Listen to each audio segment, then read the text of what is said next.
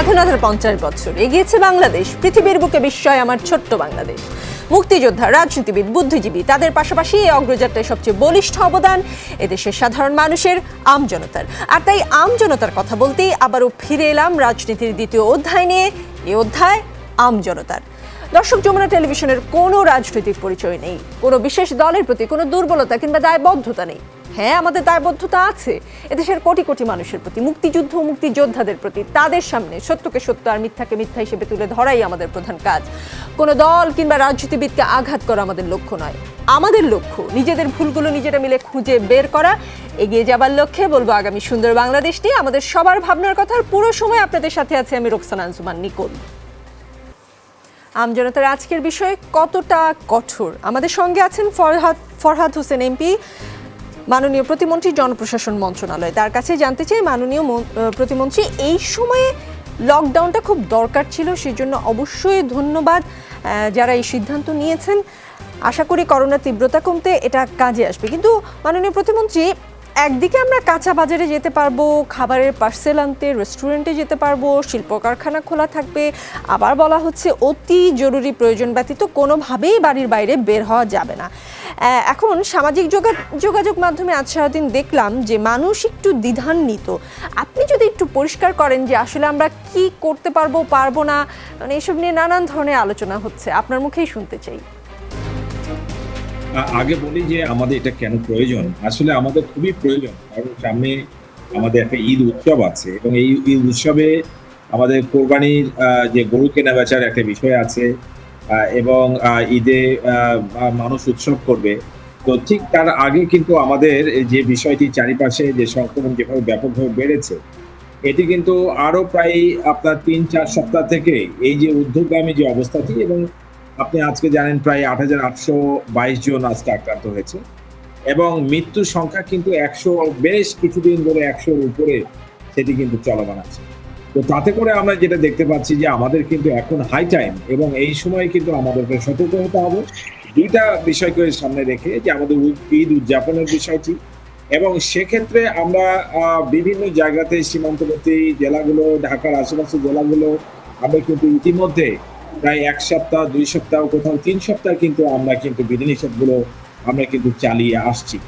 এই প্রেক্ষিতে কিন্তু আমাদের কাছে বিশেষজ্ঞদের পরামর্শ হচ্ছে যে আমাদের একটা কঠোর বিধিনিষেধ আমাদের এই মুহূর্তে দিতে হবে, কারণ এইটা একেবারে অবশ্যম্ভাবী। এই জন্য যে আমাদের কিন্তু আগামী মাসের ২২ তারিখে যদি আপনার ঈদ উল আজহা হয়, তাহলে কিন্তু সেখানে কিন্তু আপনার ওই যে কোরবানি ঈদ যেটা, তাহলে সেখানে কিন্তু আমাদের এখন যাতে করে মানুষের এই গতিবিধি, মানুষ যাতে ঘরে থাকে এবং সেটি আমাদের কড়াকড়িভাবে করতে হবে।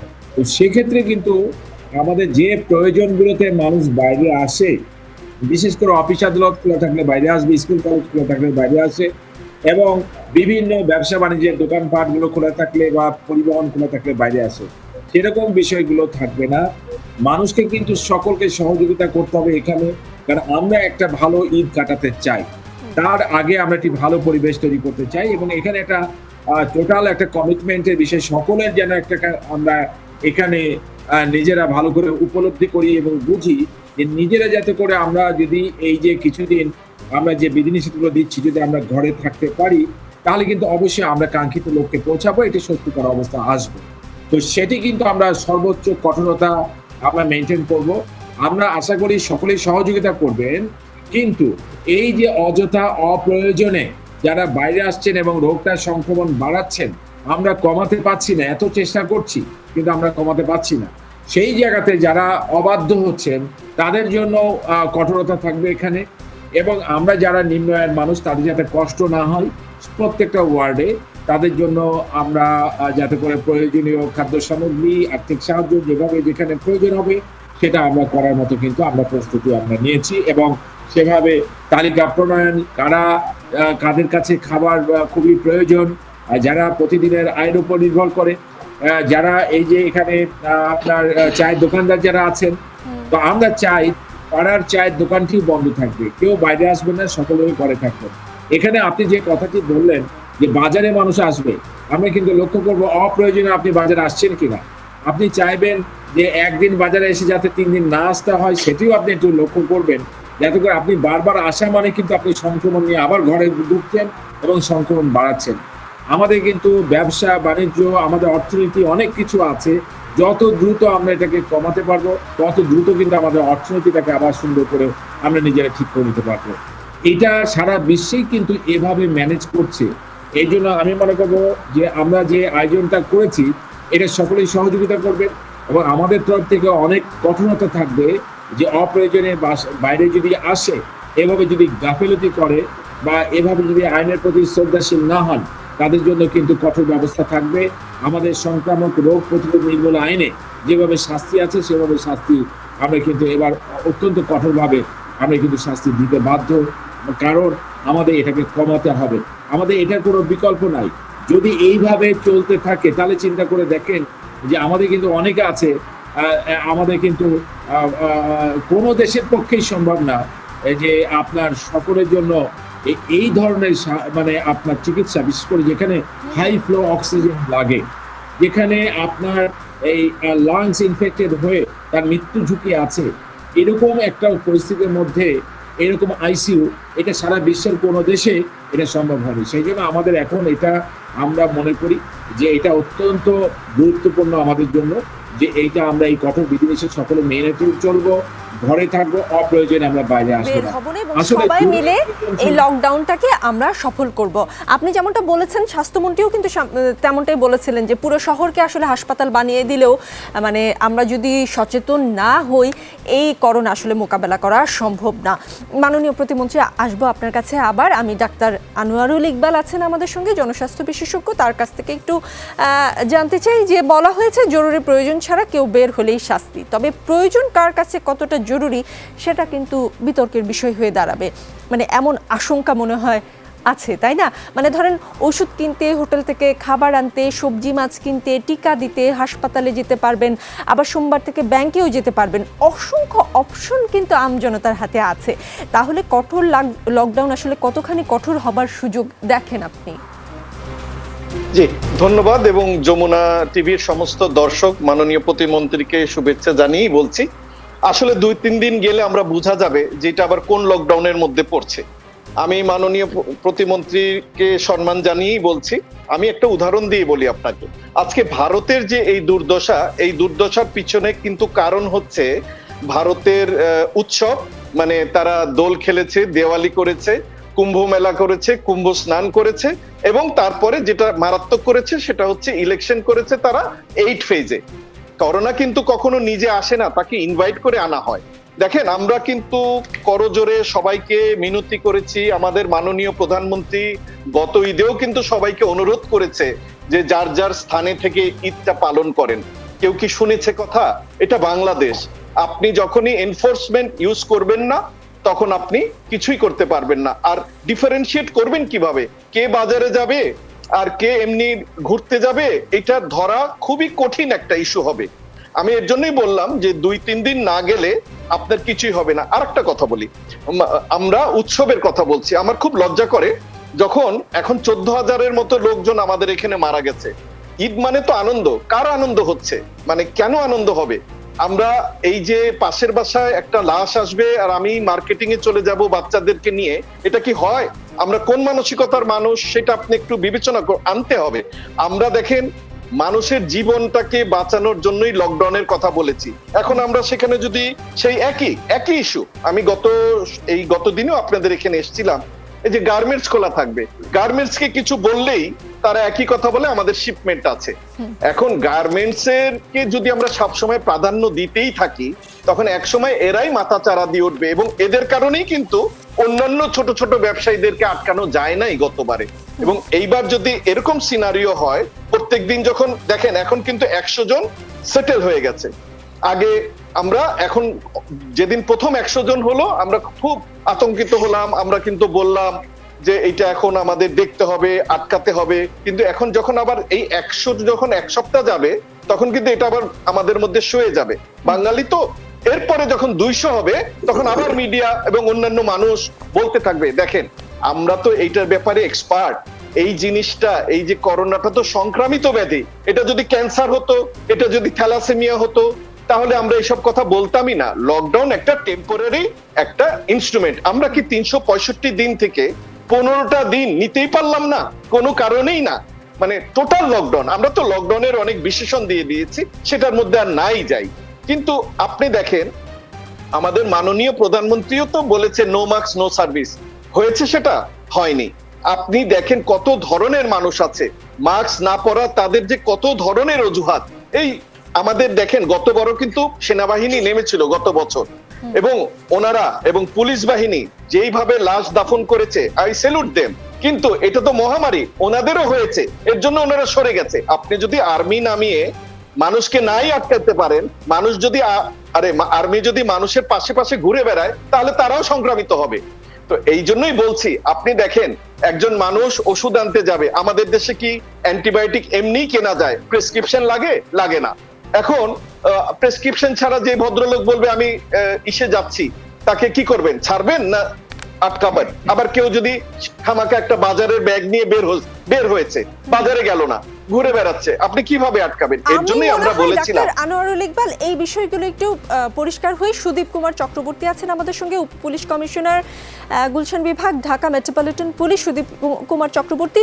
ডাক্তার আনোয়ারুল ইকবাল কিছু আশঙ্কা প্রকাশ করেছেন। আপনি যদি স্পষ্ট করেন যে একটা লোক ওষুধ কিনতে যাচ্ছে, সে বলছে আমি ওষুধ কিনতে যাচ্ছি, বা বাজারের ব্যাগ নিয়ে বের হলো, মানে কি আসলে কি ক্রাইটেরিয়ায় তাদেরকে আটকাবেন বা ফিরিয়ে দিবেন? ধরুন কেউ কাঁচা বাজার করবে, তার জন্য তো আসলে বিশেষ কার্ড থাকবে না, তাহলে কি দেখে মানে বাড়ির বাইরে যাবার অনুমতি দিবেন? প্রমাণ হিসেবে কি দেখতে চাইবেন? বাজারের লিস্ট?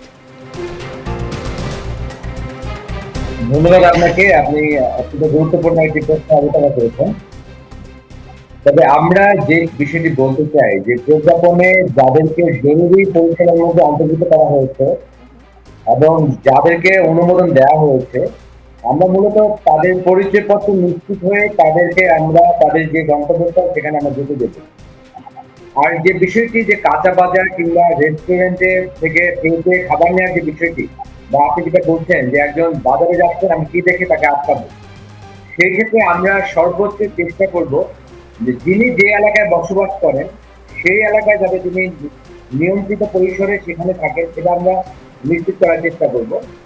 আর এই ক্ষেত্রে আমরা একটা কাজ করতে যাচ্ছি, সেটা হচ্ছে যে যারাই বেরোবেন তাদের যে সুনির্দিষ্ট উদ্দেশ্য এবং সেই বিষয়টি নিশ্চিত হয়ে কিন্তু আমরা তাকে অবশ্যই তার সেই জায়গায় আমরা ঢুকে দিব, সেই ধরনের মানসিকতা আমাদের রয়েছে। এবং এই ক্ষেত্রে আমরা এবার গতবারের চেয়েও আমরা মনে করছি যে আমরা আরো কঠোর পদক্ষেপ নিব।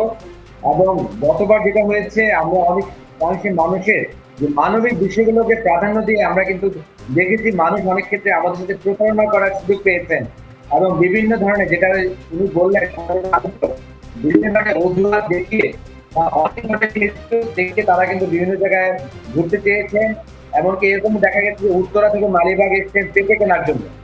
তো আমরা মনে করছি যে এবার আমরা আরো বেশি কঠোর হবো, এবং সরকার প্রদত্ত যে বিধিনিষেধ গুলো আছে তার বাইরেও আমাদের নিজস্বভাবে বেশ কিছু আমরা সিদ্ধান্ত পেয়েছি, এবং এই সিদ্ধান্তগুলো কার্যকর করার জন্য আমরা মানসিকভাবে সচেষ্ট আছি। আজকে আমরা মাঠ পর্যায়ে সকল কর্মকর্তাদের নিয়ে আমরা সভা করেছি, এবং এই সভাতে আমরা বেশ কিছু সিদ্ধান্ত নিয়েছি। বিশেষ করে আমাদের যে চেকপোস্ট গুলো যেগুলো থাকবে সেগুলো কিভাবে কার্যকর করা যায়, এবং সেখানে সিনিয়র মাধ্যমে বললাম একজনের যে কোনো প্রয়োজনে তাকে তিনি বাইরে যেতে চান, কিন্তু তার প্রয়োজনটা ধরছে কিনা এই বিষয়টি নিরূপণ করার প্রতি আমাদের যথেষ্ট যে নজর থাকবে। এবং আমরা মনে করব যে যারা আমাদেরকে বিভিন্নভাবে এই ধরনের লেম এক্সকিউজ দিয়ে বা ভিন্নভাবে প্রতারিত করা বা ভিন্নভাবে তারা বাইরে যাওয়ার জন্য বিভিন্ন অজুহাত দাঁড় করাতে চাইবেন, যদি বিজেপি আমাদের কাছে প্রমাণিত হয়, আমরা অবশ্যই তাদের বিরুদ্ধে যে ধরনের আইনানুগ পদক্ষেপ গ্রহণ করতে হয়, এবার আমরা অবশ্যই তাদের বিরুদ্ধে আইনানুগ পদক্ষেপ গ্রহণ করব। তার মানে উত্তরা থেকে মালিবাগ যেন কেউ পেঁপে কিনতে যেতে না পারে সেটা আপনারা নিশ্চিত করবেন, কিন্তু কিভাবে করবেন সেটা নিয়ে এখনো আমি স্পষ্ট না। আমি আবার আসবো, আপনাকে আরও একটি প্রশ্ন করব, কিন্তু আমি মাননীয় প্রতিমন্ত্রীর কাছে আবারও অন্য একটা বিষয় জানতে চাই। সেটা হচ্ছে অন্য একটা বিষয়, মানে এই বিষয়ে মাননীয় প্রতিমন্ত্রী সেদিন আমজনতা অনুষ্ঠানে সিএমপির উপ পুলিশ কমিশনার মেহেদি হাসান বলেছেন, পোশাক শিল্পের কর্মীদের লকডাউনের সময় পরিবহন করতে যে বাস ভাড়া করা হয় সেই বাস সকালে কর্মীদের নামিয়ে বিকেলে কর্মী পৌঁছে দেওয়ার আগ পর্যন্ত ভাড়ায় সাধারণ যাত্রীও পরিবহন করে। এতে করে পুলিশের বাড়তি ভোগান্তি হয়। এত বাস চোখে রাখা তাদের পক্ষে আসলে সম্ভব হয় না। আর যেহেতু ওই বাসগুলো চলাচলের অনুমতি থাকে পোশাক শ্রমিকদের আনা নেওয়ার জন্য, কঠিন ব্যবস্থাও আসলে ওই বাসগুলোর বিরুদ্ধে নিতে পারে না পুলিশ। মাননীয় প্রতিমন্ত্রী, আপনার দৃষ্টি আকর্ষণ করছি এই বিষয়ে, যেহেতু এবারও পোশাক শিল্প কারখানা বিশেষ বিবেচনায় খোলাই আছে, এই ধরনের মানে কি বলবো মিসম্যানেজমেন্ট যেন না হয় সে বিষয়ে কোনো আলাদা ভাবনা বা নির্দেশনা আপনারা দিয়েছেন?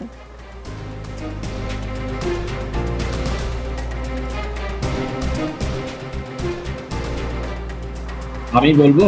জি মাননীয় প্রতিমন্ত্রী, আপনাকেই বলেছি। অবশ্যই আপনি নিশ্চয়ই আমাদের যে আগে যেভাবে আমরা এগুলো করেছি, এবার কিন্তু সিচুয়েশন কিন্তু অনেক ভয়াবহ। আপনি জানেন যে গত বছর কিন্তু মানে গত যে সেকেন্ড ওয়েভ যেটা বলছি আমরা, এটাকে যদি থার্ড ওয়েভ বলে থাকি, তাহলে সেকেন্ড ওয়েভ যেটা ছিল এপ্রিলের 19 তারিখে ছিল 112 জনের মৃত্যু। আমরা কিন্তু দেখেছি 7,000 প্লাস ছিল আপনার সংক্রমণ, এখন কিন্তু 8,000 পার হয়ে প্রায় 9,000-এর কাছাকাছি। এবারের অবস্থা কিন্তু আরো বেশি সিরিয়াস। সেক্ষেত্রে কিন্তু আপনি নিশ্চয়ই দেখেছেন যে আমাদের পুলিশের পাশাপাশি এবার কিন্তু আপনার বিজিবি থাকবে, সেনাবাহিনী থাকবে।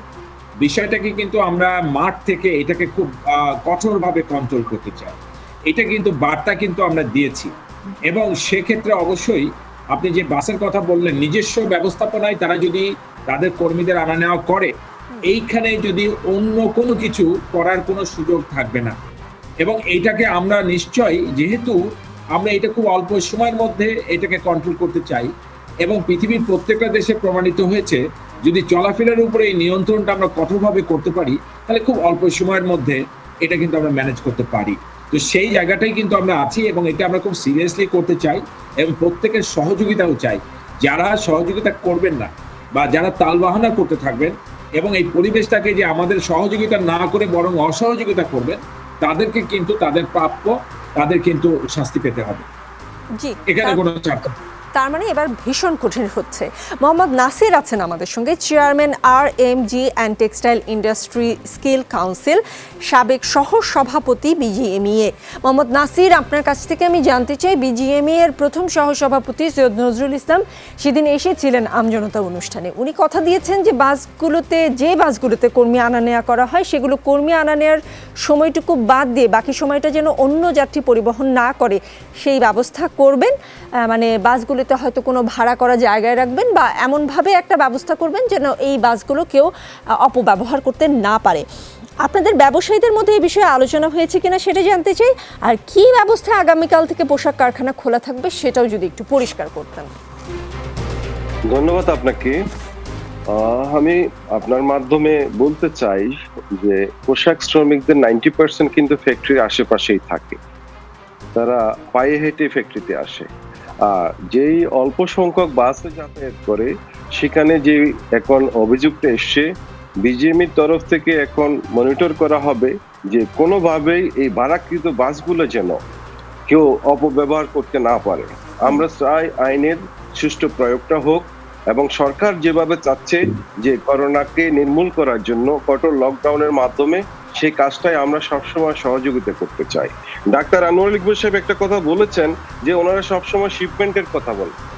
শিপমেন্ট দিয়েই তো এই শিল্প এগিয়েছে, $34 বিলিয়ন আসছে। আপনি এটাকে অস্বীকার করতে পারবেন না। তো এই শিপমেন্ট করতেই হবে। আমাদের এভরি সেকেন্ড কাউন্ট করতে হয়। আমাদের নির্দিষ্ট সময়ে নির্দিষ্ট পণ্যটা স্টোরে পৌঁছাতে হবে। এখানে দুনিয়া যা কার থাক, নাইলে ওটা ক্যান্সেল হয়ে যাবে। আপনাকে ব্যবসাটা না বুঝে কমেন্ট করবেন না প্লিজ কেউ কখনো। আপনার এটা দোকান না, আমি আজকে বন্ধ রাখলাম, আমি এক মাস পরে আমি দোকান খুলে আমার পণ্যটা বিক্রি করব, এটা সেটা জিনিস না। আজকে আমার গার্মেন্ট যদি বন্ধ হয়, সারা পৃথিবীতে একটা মেসেজ যাবে বাংলাদেশের গার্মেন্টস ফ্যাক্টরি বন্ধ হয়ে গেছে, এখানে অর্ডার দেওয়া যাবে না। সেই রেসপন্সিবিলিটি কে নেবে? আজকে আমরা বলছি, আমরা গর্ববোধ করছি, আমরা উন্নয়নশীল দেশের কাতারে এগিয়ে যাচ্ছি, অদম্য প্রতিরোধ গতিতে বাংলাদেশ এগিয়ে যাচ্ছে। সেখানে অবদান রাখছে কারা? আপনি বলেছেন গার্মেন্টস এর লোকেরা মাথা ছাড়া দিয়ে উঠবে। হোয়াট ডাজ ইট মিন? মাথা ছাড়া দিয়ে উঠবে, আমি বুঝতে পারলাম না সেটা।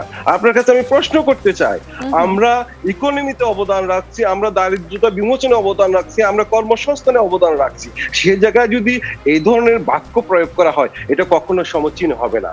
আমি মাননীয় প্রতিমন্ত্রী, আমার বন্ধু এখানে রয়েছেন, ওনার কাছে একটাই আবেদন করব, সেটা হলো এখানে অনেকগুলো বিষয় কিন্তু আপনার যদি আমি একটু আপনার প্রজ্ঞাপনটা দেখি, সেখানে গুরুত্বপূর্ণ পরিবহন, ত্রাণ পরিবহন, রাজস্ব আদায় সম্পর্কিত কার্যাবলী, বিদ্যুৎ, পানি, গ্যাস, টেলিফোন, ইন্টারনেট, ফার্মাসিউটিক্যাল, এগুলি সব কিন্তু আওতার বাইরে রাখা হয়েছে।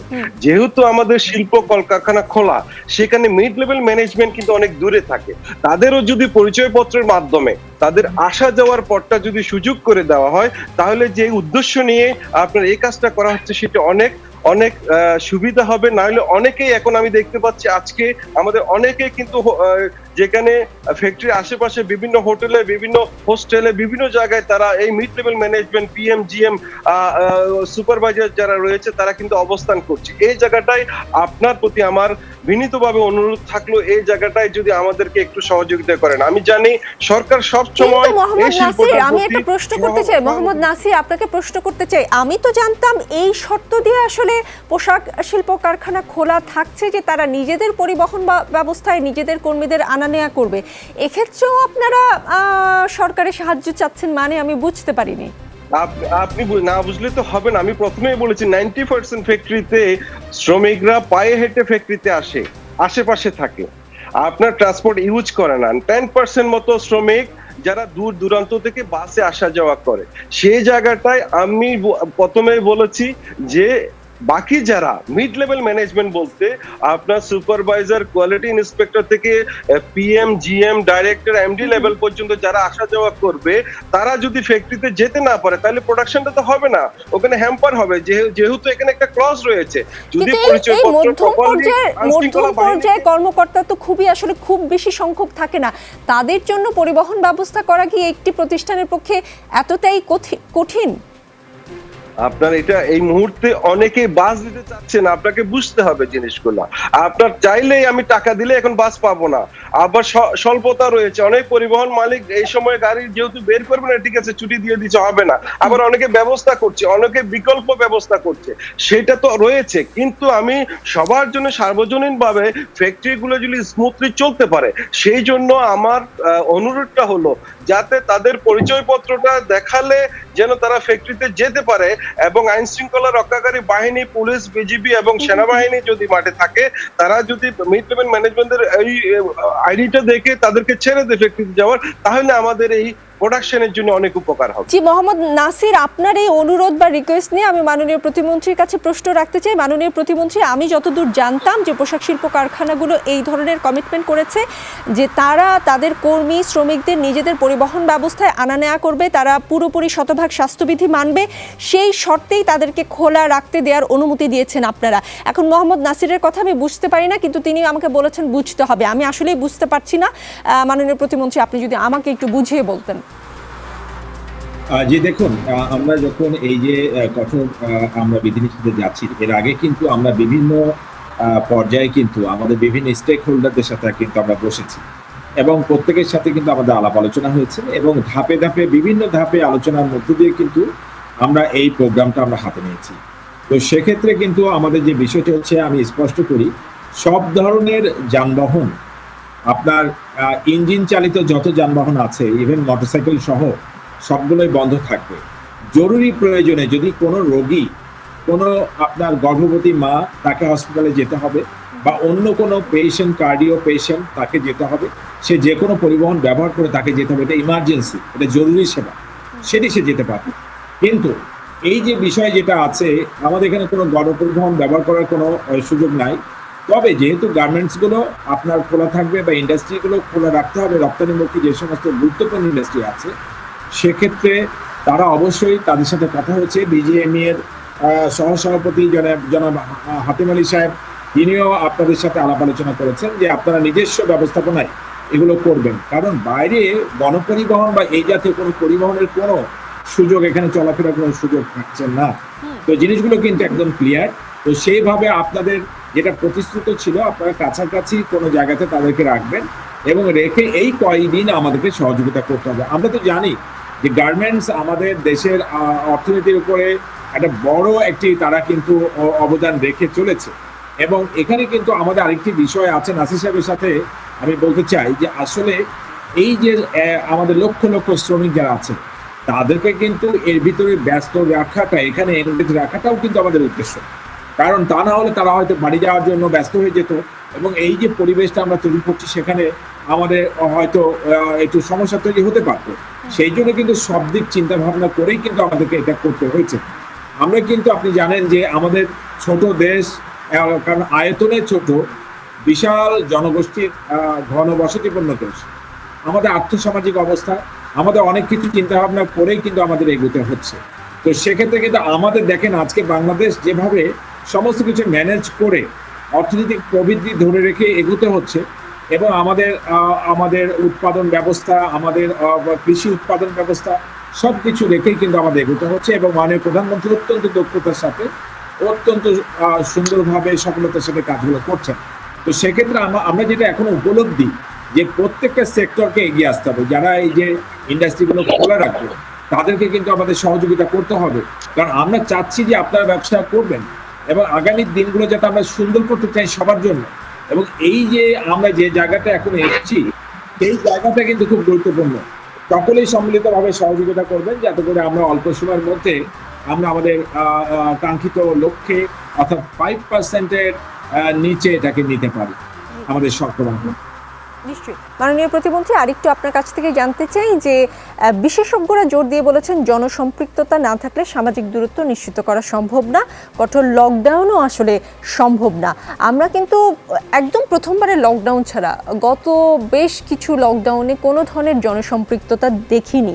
আসলে প্রশাসনের কঠোরতা দিয়েই শুধু লকডাউন নিশ্চিত করা যাবে না, সেটা আপনিও বারবার বলেছেন। কেন আমরা জনগণকে সম্পৃক্ত করতে পারছি না সেই বিষয়ে কি আসলে কোনো ধরনের কি বলবো, আপনারা কোনো গবেষণা করেছেন বা বের করতে পেরেছেন কেন জনগণ সম্পৃক্ত হচ্ছে না, কেন নিয়ম না মানার বিষয়ে আসলে জনগণ এতটা কি বলবো আগ্রহী বলবো না, কেন জনগণ নিয়ম মানছেন না? আচ্ছা, এই বিষয়টা আমি একটু বলি, আমার সুযোগ দেন। তা হচ্ছে আপনি দেখেছেন যে আমাদের আসলে এই দেশের মধ্য অঞ্চল অর্থাৎ ঢাকা থেকে কিন্তু সংক্রমণটা আমরা দ্বিতীয় ওয়েভে দেখেছি। ঢাকা, চট্টগ্রাম, বড় বড় শহরগুলো থেকে ছড়িয়ে গেল। এবার কিন্তু আমরা দেখছি যে আমাদের সীমান্তবর্তী যে এলাকাটা, বিশেষ করে দক্ষিণ পশ্চিমাঞ্চল, উত্তর পশ্চিমাঞ্চল দেশের সীমান্তবর্তী, সেখান থেকে কিন্তু ছড়িয়ে গেছে এবং যেটা সীমানার কাছাকাছি যে গ্রামগুলো সেখান থেকে ছড়িয়ে গেছে এবং সেখানে কিন্তু ব্যাপকভাবে হয়েছে। আবার আপনি নিশ্চয়ই দেখেছেন কতগুলো পার্থক্য, যে গতবার কিন্তু শহরগুলোতে হয়েছে, গ্রামে কিন্তু তেমন একটা ছিল না। এবারও কিন্তু আপনি জানেন যে আপনি যেটা বলছেন আমাদের গ্রাম যেগুলো আছে যেখানে বেশি হয়েছে, আমরা কিন্তু এবার বিষয়টিকে কিন্তু খুবই সিরিয়াসলি নিচ্ছি। এই জন্য কারণ যে সমস্ত গ্রামগুলোতে হয়েছে আমরা কিন্তু ইউনিয়ন পরিষদের চেয়ারম্যান সহ আমাদের বিভিন্ন স্টেক হোল্ডার যারা আছেন তাদেরকে দায়িত্ব দিয়েছি এবং ওই যে গ্রামগুলো যেগুলো বেশি সংক্রমিত, যেখানে রোগীর সংখ্যা বেশি, সেখানে স্পেশাল মেজারমেন্ট নেওয়া যাতে করে ওই জায়গাগুলো আমরা কাভার করতে পারি। শুধুমাত্র মেট্রোপলিটন সিটি অথবা পৌরসভায় শুধু না, গ্রামগুলোকে পর্যন্ত আমরা এর আওতায় আনতে পারি যাতে করে আমরা কার্যকরীভাবে এই নিয়ন্ত্রণটা, করোনা নিয়ন্ত্রণটা আমরা করতে পারি। সেই জন্য আপনি যেটা বলছেন গতবারের সাথে তুলনা করলে হবে না, এবারে যেহেতু আমরা গ্রাম থেকে বিষয়গুলো পাচ্ছি, আবার এমনও আছে যেরকম আমরা দেখছি যে আমাদের বান্দরবান বা ওই সাইডে খাগড়াছড়িতে সেখানে আপনার সংক্রমণ কম, তাহলে সেখানের বিষয়টি কিন্তু সেখানের প্রশাসন চিন্তা ভাবনা করবে সেখানে কতটুকু কঠোরতা করবে। তো সেখানে কঠোরতা নিশ্চয়ই একটু কম হতে পারে, কারণ সেখানে তো আপনার সংক্রমণ এত বেশি নেই। তাহলে আমাদের এমনও গ্রাম আছে যে গ্রামে একটি সংক্রমণ নেই, তাহলে সেটাকে আমরা চারিপাশ থেকে নিয়ন্ত্রণ করতে পারবো, কিন্তু ভিতরের কাজগুলো কিন্তু তারা করতে পারবে। তো সেক্ষেত্রে প্রশাসন, বিশেষ করে জেলা প্রশাসন, প্রশাসক, পুলিশ সুপার, আমাদের সিএস যিনি আছেন এবং উপজেলা পর্যায়ে নির্বাহী কর্মকর্তা সহ এই যে আমাদের সমন্বয় কমিটিগুলো, সেগুলো আমরা কিন্তু আলাপ আলোচনার ভিত্তিতে বিষয়গুলোকে খুবই কার্যকরীভাবে যাতে করে এটাকে বাস্তবায়ন করা যায় সেভাবেই কিন্তু ব্যাপারটাকে ফোকাস করে আমরা কাজটি করতে চাচ্ছি। মাননীয় প্রতিমন্ত্রী, আজকে সংসদ অধিবেশনে স্বাস্থ্যমন্ত্রী বা স্বাস্থ্য খাত নিয়ে বেশ কিছু সমালোচনা হয়েছে, কিছুটা চেঁচামেচিও হয়েছে। আমি যতদূর জানি আপনি ছিলেন সংসদ অধিবেশনে। স্বাস্থ্যসেবা বিভাগের ছাঁটাই প্রস্তাব নিয়ে আলোচনার সময় জাতীয় পার্টির পীর ফজলুর রহমান বলেন যে কতবার ডিও লেটার দিব, আমার এলাকায় হাসপাতালে অ্যাম্বুলেন্স নেই, ডাক্তার কবে পাবো, এক্সরে মেশিন কবে পাবো, রেডিওলজিস্ট কবে পাবো। স্বাস্থ্যমন্ত্রীকে যতবার বলি উনি ডিও লেটার দিতে বলেন।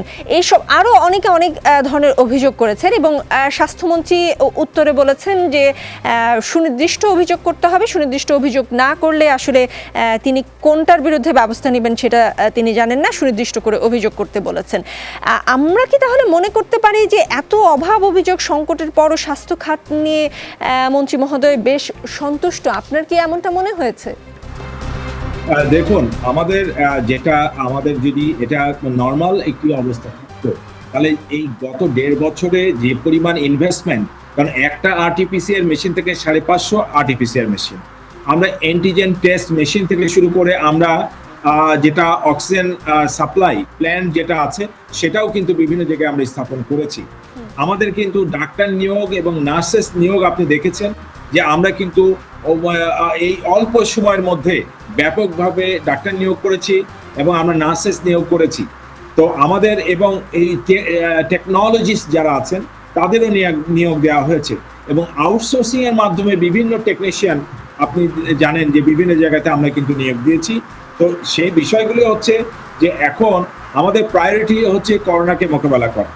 আমরা কিন্তু আমাদের জেলা শহরে যে হাসপাতালগুলো এবং উপজেলার যে হাসপাতালগুলো আছে 50 বেড এবং আপনার 30 বেডের, সেখানে কিন্তু আমরা প্রায় সব জায়গাতেই আমরা কিন্তু অ্যাম্বুলেন্স দিয়েছি এবং কোথাও হতে পারে যে অ্যাম্বুলেন্সটা হয়তো আপনার কোনো কারণে নষ্ট হয়েছে। চাহিদা সবসময় একটা নষ্ট হলে, কারণ এটা যেহেতু খুব বেশি ইউজ হয় যার কারণে এটা কিন্তু বেশি দিন টেকে না, যার কারণে এটাকে আবার পরিবর্তন দরকার। তো এমন হতে পারে পীর ফজলুল হক সাহেব মাননীয় সংসদ সদস্য তিনি এটা বলেছেন তার অভিযোগের কথাটা, কিন্তু আমি জানি আমার মেহেরপুর জেনারেল হাসপাতালে 2টা অ্যাম্বুলেন্স আছে এবং আমি আরো 2টা রিকুইজিশন দিয়েছি কারণ আমার 2টা পুরনো হয়ে গেছে। কিন্তু মুজিবনগর হাসপাতালে যে অ্যাম্বুলেন্স আছে ওটা নতুন, অতএব সেটি অসুবিধা হচ্ছে না। কিন্তু আমার জেনারেল হাসপাতালে 2টা অ্যাম্বুলেন্স আছে, সেই 2টি কিন্তু অনেকদিন ব্যবহার হয়েছে, আমরা নতুন আরো 2টি চাচ্ছি। সময় হলে সুযোগ হলে সেগুলো আসলে ইনশাল্লাহ আমরা পাবো। তবে আমাদের যে সুযোগ সুবিধা এই গত 1.5 বছরে করোনাকে মোকাবেলা করতে গিয়ে আমাদের ব্যাপকভাবে, এই যে দেখেন আমরা কিন্তু high flow oxygen nasal cannula সেটা স্থাপন করেছি। আমার ওখানে আইসিইউ ছিল না, আইসিইউ আমরা চালু করেছি।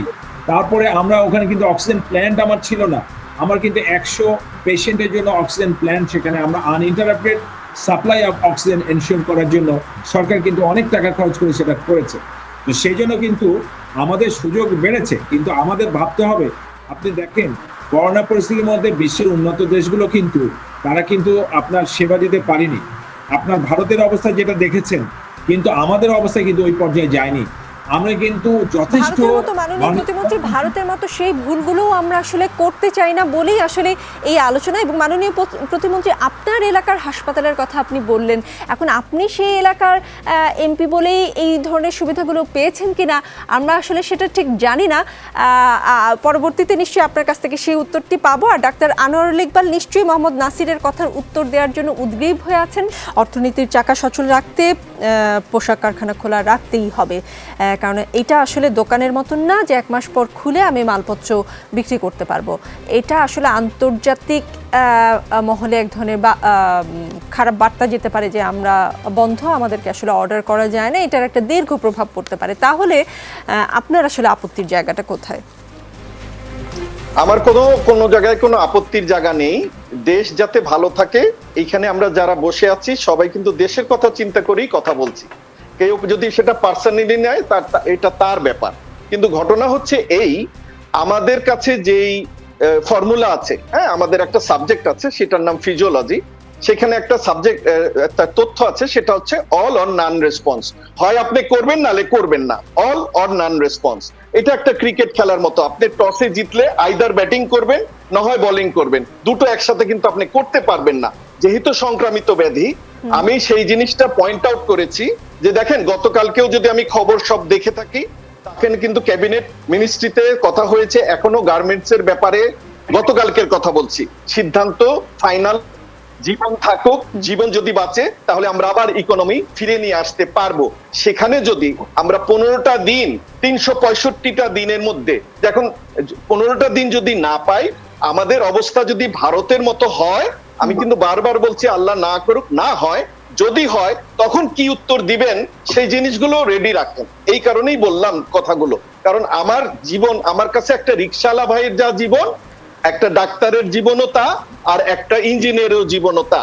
সুতরাং আমি তো হাসপাতালে সেম ট্রিটমেন্ট দিতে হবে আমার। এবং যখন আমি এই যে ফরহাদ মাননীয় প্রতিমন্ত্রী যেটা বললেন, অবশ্যই বাংলাদেশ সরকার অনেক কিছু করেছে, তাতে কোনো ডাউট নেই, কিন্তু সেগুলো কিন্তু খুবই অপ্রতুল।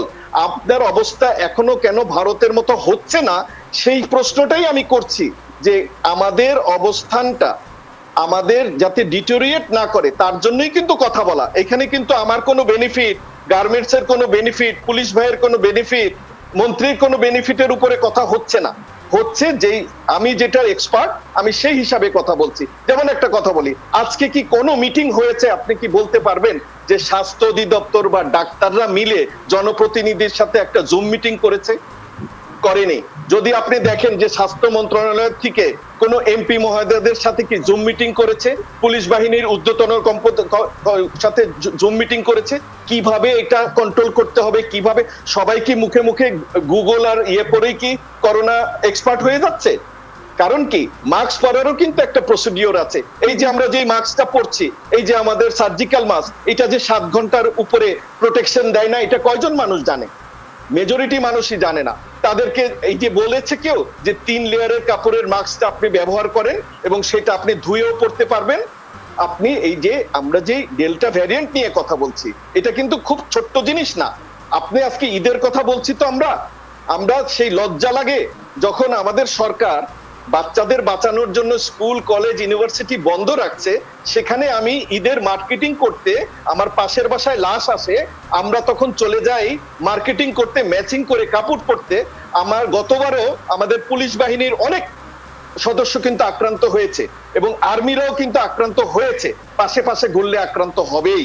সুতরাং আমি কিন্তু যেই কথাটা বলতে চাচ্ছি সেটা হচ্ছে স্বাস্থ্য অধিদপ্তর বা স্বাস্থ্য মন্ত্রণালয়, কিছু কিছু মন্ত্রণালয়ে তো ইনভলভমেন্ট করতে হবে, যেমন জনপ্রশাসন, যেমন ফরেন মিনিস্ট্রি, যেমন স্বরাষ্ট্রমন্ত্রী মন্ত্রণালয়, তারপরে আপনার সিটি কর্পোরেশন, এগুলোর সাথে সমন্বয় করে কি একটা মিটিং হয়েছে যে ভাই আমাদের এইভাবে মাস্কটা পড়তে হয়, বা কোনো একটা নির্দেশনা দিয়েছে? ডাক্তার আনোয়ারুল ইকবাল, আপনার এই প্রশ্নটা নিয়ে আমি মাননীয় প্রতিমন্ত্রীর কাছে শেষবারের মতো যেতে চাই। মাননীয় প্রতিমন্ত্রী, এরকম কোনো মিটিং হয়েছে কিনা আপনি বলুন। আর 7 দিনের লকডাউনে কাজ হবে না, বিশেষজ্ঞরা বারবার বলে আসছে, তারপরেও কেন আমরা 7 দিনের লকডাউনে গেলাম, কেন 14 দিনের লকডাউন দিলাম না? আমি প্রথমে বলি যে আমরা 7 দিনের লকডাউন দিয়েছি। আগে কিন্তু বাংলাদেশে অনেক এলাকা আছে যেখানে 4 সপ্তাহ, 3 সপ্তাহ, 2 সপ্তাহ কিন্তু বিধিনিষেধ চলমান আছে। ঢাকা শহরে আপনি জানেন যে আমরা 28 তারিখ থেকে কিন্তু আমরা আমাদের যে বিধিনিষেধ চালু করেছি এবং এইখানে গণপরিবহন চলছিল, সেটা বন্ধ করা হয়েছে, দোকানপাটগুলো খোলা ছিল, সেগুলো বন্ধ আছে। ঢাকার যে আশেপাশে যে 7টি জেলাতে আমরা সেটি শুরু করেছি, সেটি প্রায় 1 সপ্তাহ বেশি ইতিমধ্যে হয়ে গেছে।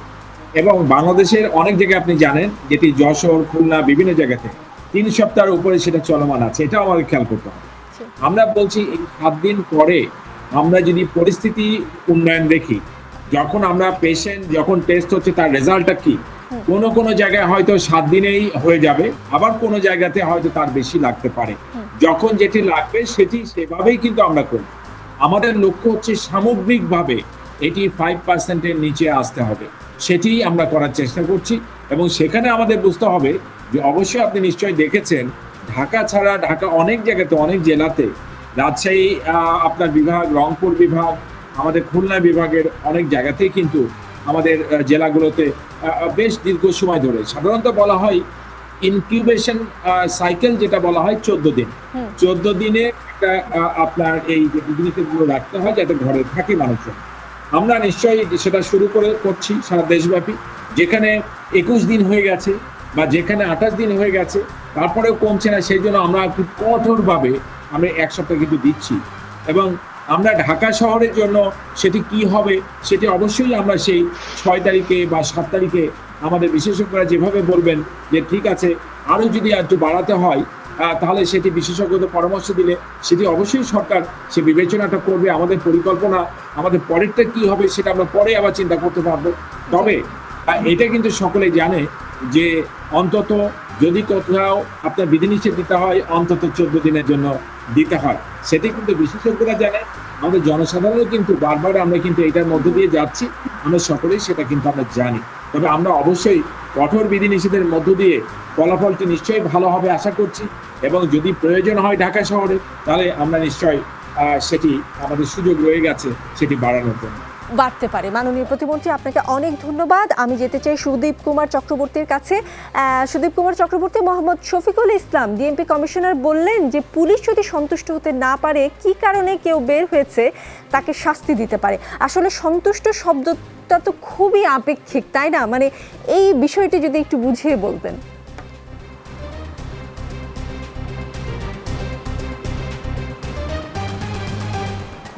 আসলে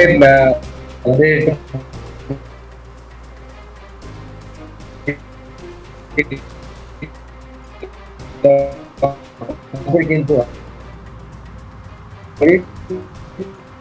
নিজের যে ভেতরের যে দায়বদ্ধতা বা সুনাগরিকের যে বৈশিষ্ট্য তার যথাযথ প্রয়োগে তারা এই বিষয়গুলো মাথায় নিবেন এবং তাদের আশেপাশে যারা করোনা আক্রান্ত হচ্ছেন, করোনা আক্রান্ত যারা মৃত্যুবরণ করছেন বা তাদের যে দুর্দশা, এই বিষয়টা তারা অনুধাবন করবেন এবং সেই ক্ষেত্রে তারা নিজের পরিবারকে একটি সুরক্ষা বলয়ের মধ্যে আবদ্ধ করবেন। পাশাপাশি তার যে সামাজিক বলয়, সেখানে কিন্তু তার যে দায়িত্বশীলতা তার পরিচয় দিয়ে সবাইকে নিয়ে তারা নিশ্চয়ই এই ধরনের যে আমাদের যে সচেতনতার বিষয়টি সেটিকে প্রাধান্য দিবেন। কিন্তু আমরা দেখেছি যে বাংলার তাদেরকে অনুরোধ করার পরেও আমাদের সুদীপ কুমার চক্রবর্তীর কথাগুলো আসলে স্পষ্ট শোনা যাচ্ছে না। আমি মোহাম্মদ নাসিরের কাছে প্রশ্ন করতে চাই যে এই যে পোশাক সেক্টরে হাজার হাজার কর্মী কাজ করে এবং এসব ক্ষেত্রে কর্মীরা গাদাগাদি করে আসা যাওয়া করে, মানে এবং যখন ফ্যাক্টরিতে কাজও করে, আপনারা কি করে আসলে সামাজিক দূরত্ব নিশ্চিত করেন যদি একটু বলতেন। বা এই যে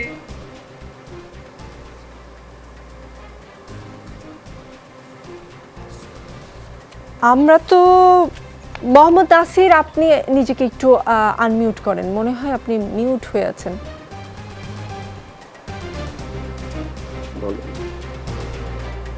না, আপনাকে শুনতে পাচ্ছি না।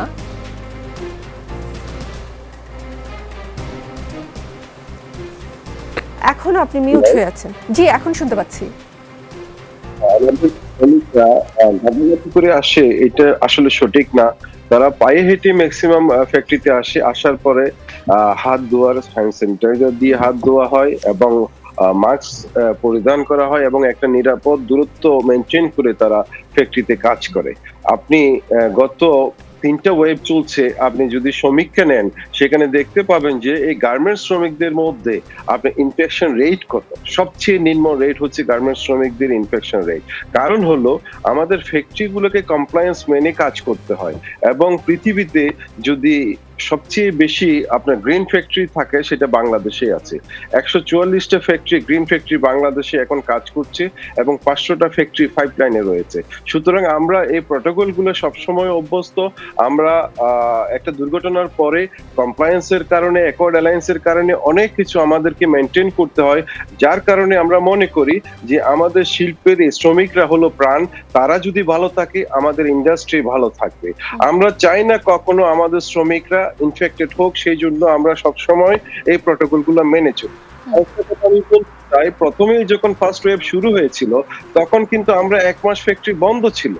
আমরা বন্ধ রেখে কিন্তু শ্রমিকদেরকে টাকা দিয়েছি, বেতন দিয়েছি এবং সেরকম পরিস্থিতি যদি কখনো আসে, আমরা তো ওই বিচ্ছিন্ন কোনো দ্বীপের বাসিন্দা না, আমরা সরকারের সাথে অলওয়েজ যদি কনসাল্ট করব, সেরকম পরিস্থিতি আসলে অবশ্যই সেটা আমরা মেনটেন করব। কিন্তু আমার কথা হলো, অনেকেই আমি এটা মনে করি যে এই ব্যবসাটাকে না বুঝে অনেকে কমেন্ট করেন, যেটা আমাদেরকে আঘাত করে।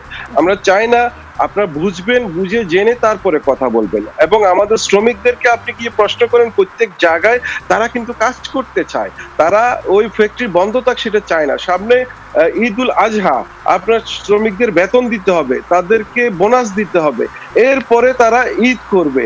সেই আনন্দঘন পরিবেশটা যেন হয়, সেখানে যেন কোনো ব্যাঘাত সৃষ্টি না হয়। আর আরেকটা কথা আমি বলতে চাই, মাননীয় প্রতিমন্ত্রী এখানে রয়েছেন, ওনার মাধ্যমে বলতে চাই, আপনার লকডাউন হলো টেম্পোরারি সলিউশন, কিন্তু আমাদের যে জনগণকে উদ্বুদ্ধ করা, জনগণকে সচেতন করা, জনগণকে বাধ্য করা, জনগণকে জরিমানা করা, এটাই হলো সবচেয়ে বেস্ট ওয়ে বলে আমি মনে করি। পাশাপাশি গরিব দরিদ্র যে জনগোষ্ঠী রয়েছে, সেখানে যারা মাস্ক কেনার সামর্থ্য নাই, তাদেরকে সরকারের পক্ষ থেকে, স্বেচ্ছাসেবী সংগঠনের পক্ষ থেকে, বিত্তবানদের পক্ষ থেকে বিনামূল্যে ফ্রি মাস্ক দিয়ে যদি সার্ভিস দেওয়া হয়, কারণ এই যে মহামারী কবে শেষ হবে কেউ জানে না। 1.5 বছর পার হয়ে গেল।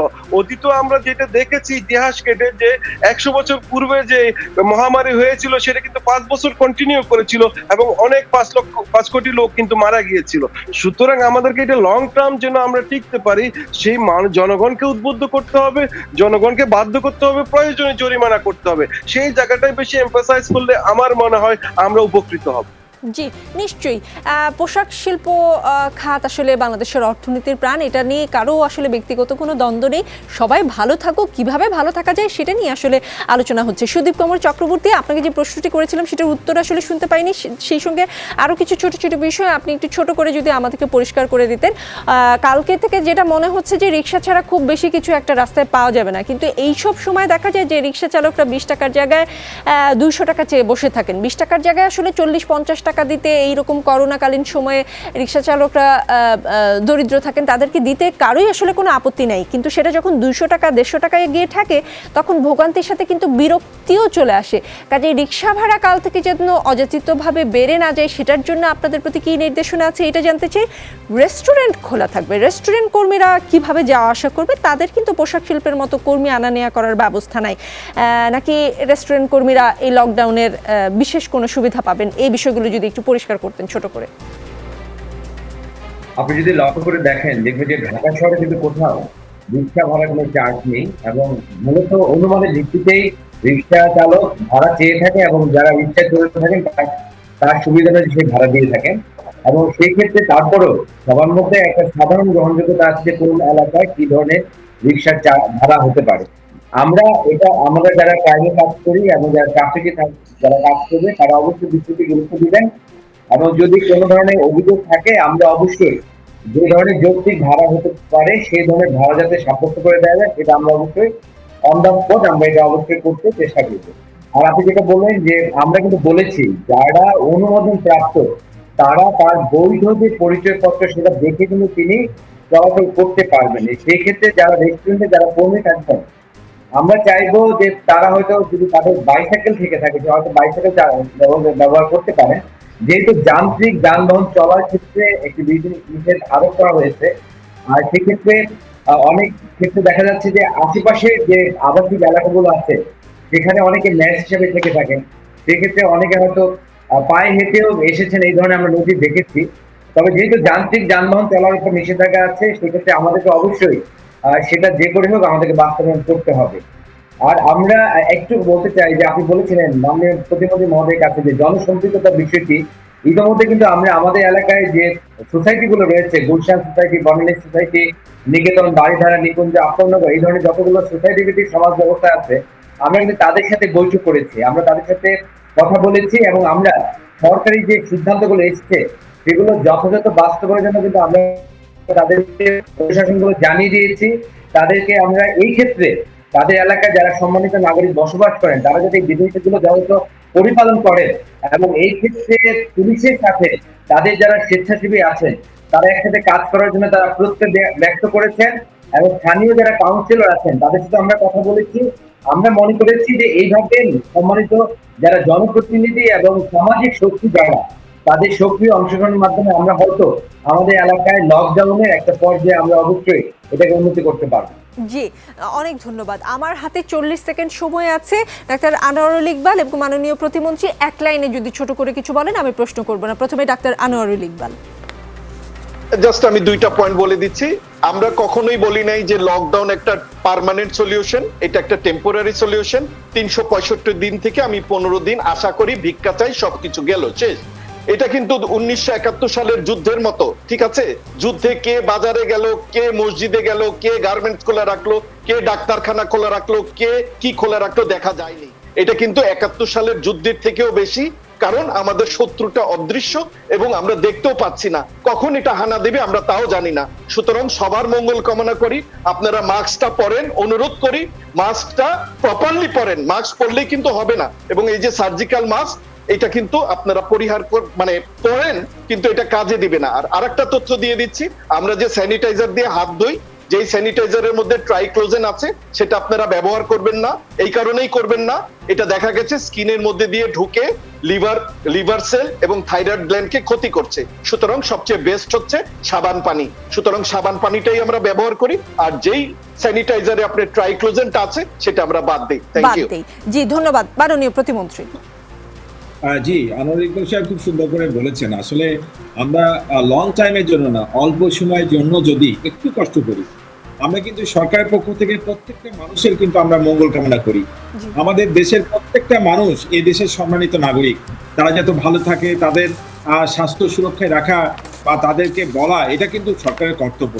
অতএব আমরা চাই যে এই যে কয়েকটি দিনের জন্য আমাদের যে কঠোর বিধিনিষেধ, প্রত্যেকে সে ব্যাপারে সচেতন হবেন এবং সকলেই কিন্তু স্বাস্থ্যবিধি মেনে, যদি জরুরি প্রয়োজনে বাইরে আসতে হয়, ডাবল মাস্ক পরে স্বাস্থ্যবিধি মেনে এই কয়টা দিন যদি আমরা ভালো করে এটাকে আমরা সফল করতে পারি, জি মাননীয় প্রতিমন্ত্রী, যদি সফল করতে পারি, মানে আখেরে সবারই ভালো হবে।